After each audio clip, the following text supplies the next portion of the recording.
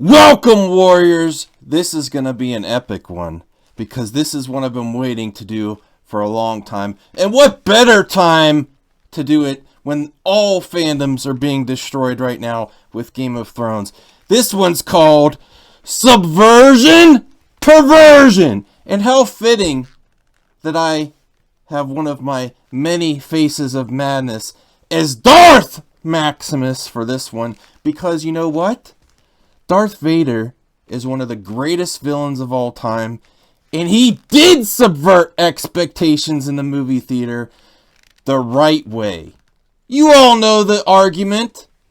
Don't let your expectations ruin it for you. This is the biggest oversimplification and BS statement that every apologist for this garbage gives. And it makes me angry. Makes me mad. Someone says this, they don't want to have a conversation with you. They want to shut your conversation down. It's only bad because your expectations. You expected it to be good, to be well written, to have your heroes stay heroes. Here, I'm going to subvert the expectations of shills and all those apologists for big corporations like Disney and all those other corporations that take the fandoms for granted. We can accept a mad Queen Daenerys. We can accept a Luke hiding from the Force and from his friends and from his sister and from his family. If you get us there, it's your job. If that happens, okay, how do we get here? How do we get here with Luke, the new hope, that never gave up hope for his father, turning on his nephew in a tent?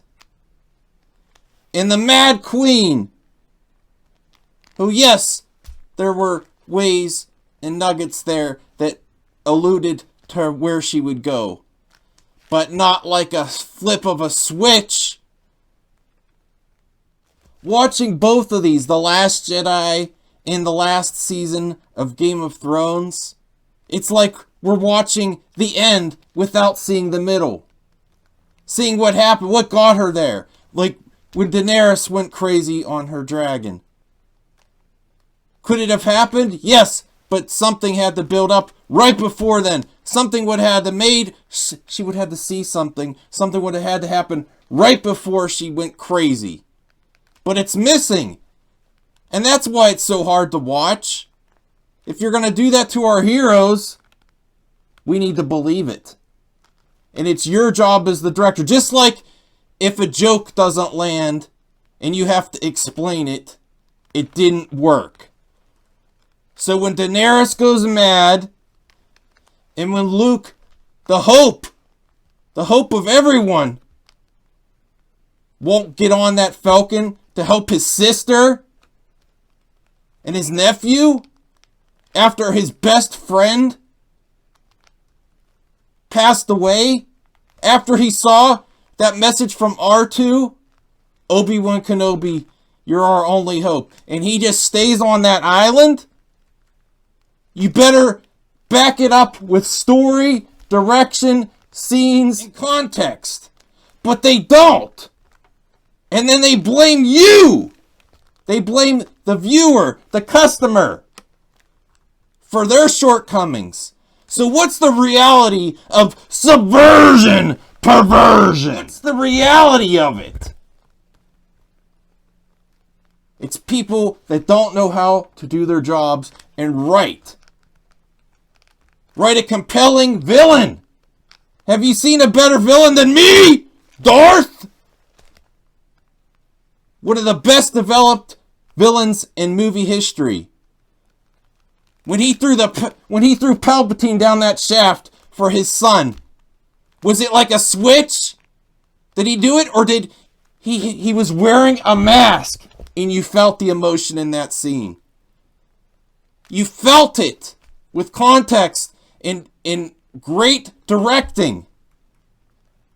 He didn't just go in with Luke and just throw Palpatine just to subvert your expectations and to shock you. So what's really going on is writers don't know how to write anymore. They don't know how to develop good villains. So what do? They destroy our heroes. You don't know what to do with the villains. You don't know how to build them up, create great backstory and reasons. The best villains are the ones that you feel the reasons that they're doing these evil things. They don't know what to do, so they destroy the heroes. Another purpose of subversion, perversion, shock value, spoiler culture, exactly like you're here on YouTube. You don't want anything spoiled? Oh, there's some great subversion, perversion moments in this film. You gotta see it the first weekend. And you know what? Disney loves that because their new thing is that's the only movie you could see that weekend. You have to see it before it's spoiled to you. Twists to have twists. Just to get you in the seat. You can't wait on this one. You gotta see it right away. Why do you think they let all their social media influencers spoil it right away? It's part of the plan. And that gets to the point with the rise of Skywalker. Subversion, perversion. Again, they're tricking you into going to see it. You can't wait on this one. Rise of Skywalker. What does that mean? They don't necessarily know what Rise. Do you think they know exactly what they're doing? They threw some crap together at the last moment to clickbait you into buying your tickets. That Palpatine voice was a recording from the prequels. The Rise of Skywalker, that was probably a title that they switched at the last moment. Bait and switch. It's baiting you with things you want and then giving you crap you don't. Did you see all the new characters? That's what you're gonna get. You want Skywalker, but you're getting all this new crap that you don't care about. Someone says you let your expectations ruin it for you. Hell no! I expect good writing, good story development, good villains. And if you're gonna turn a hero to a villain, you better back that up. What you're experiencing now in all these fandoms, Star Wars, Game of Thrones, ruined, broken, and now coming soon, the MCU phase. I hope it's just a phase with Brie Larson and all that junk, because she is not gonna bring in the tickets once the people we care about, the heroes we care about, are gone. So I'm telling you, when you hear subvert expectations, or you need to see this before it's spoiled, there's some great surprises. Here's the translation for subversion of expectations. Writer's block! And I'm on a deadline! Disney has a release date. They're patching this together as we go. And quality isn't part of the equation. Just subverting good writing, what the fans want, in art and entertainment. That's what you're subverting. Quality. Along with that, these no-talent writers' obsession with perversion of subversion. Keep it in your bedroom. That's where you should keep it, and I don't want to have to pay to see it. So, that's my thoughts on this topic. Darth Vader, the original trilogy, one of the greatest subversion of expectations. How this crap started, but when you look at it to see how his storyline, his arc, was backed up by great filmmaking, great story writing, and taking care for you, the viewer, and for the character, and legacy is why Darth Vader lives on, but the Mad Queen doesn't, and how Luke is a joke in this new trilogy. He's Jake Skywalker. That's how we got it. Not that we can't accept Luke like that, But if Luke is like that on an island, he's hiding from everyone, including the Force, you gotta show us why. And you didn't do your job. So that's where the fandoms are in now.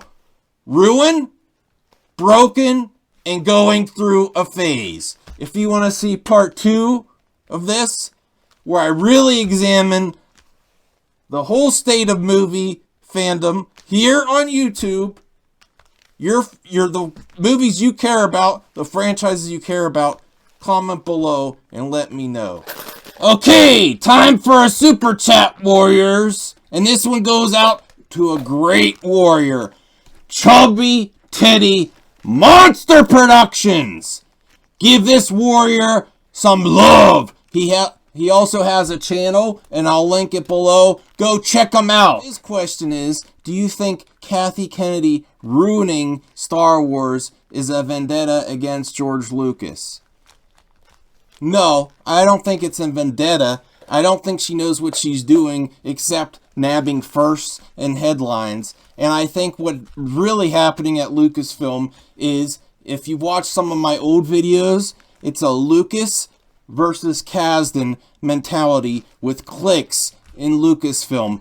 And how, as George's popularity went down with the prequels, not for me personally, but in the general public, saying that they were garbage, a growing consensus of fandom and in Lucasfilm with the two cliques, Kasdan versus Lucas, and maybe Kasdan himself contributed to this, that he believed, and they believed, that he was the true magic behind the Star Wars franchise with his writing. Without George, Kasdan's nothing. That's what you see with Solo. It's boring without George's creative mind. They're best together. So, when Disney, Lucasfilm, and Kathy trashed George's outline for the sequel trilogy, they went with Kasdan. And then you see the ramifications of that now, too. Without George's amazing mind, without his quality seal for character design, vehicles, set pieces, and story points, you're getting Disney Star Wars. And Solo was such a bomb that the nepotism with Kasdan pushing his son onto all of us is a failure for Indiana Jones too. If Solo would have succeeded, not only did the boycott help with the saving Star Wars, it helped with Indiana Jones. Because if Solo would have succeeded, you would have gotten a John Kasdan written Indiana Jones. But it's going through rewrites right now. Thank God. So thanks for the question, Chubby Teddy. I always appreciate your comments. Along with all your comments, keep them coming. Super chats are free. And I'd love to respond. See you in the next video.